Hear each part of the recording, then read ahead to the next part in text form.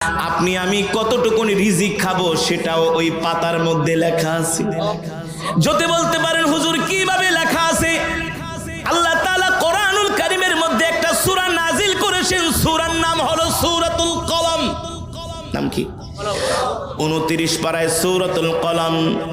আল্লাহ তাআলা বলেন নুন ওয়াল কলামি ওয়া মা ইয়াসতুরুন, নুন ওয়াল কলামি ওয়া মা ইয়াসতুরুন।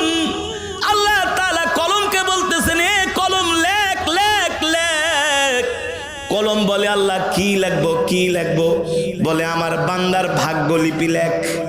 আল্লাহ আপনার বান্দার ভাগ্যলিপি কি লিখবো? বলে আমার বান্দা কতদিন বাঁচবো তার হায়াতের জিন্দেগি লেখ।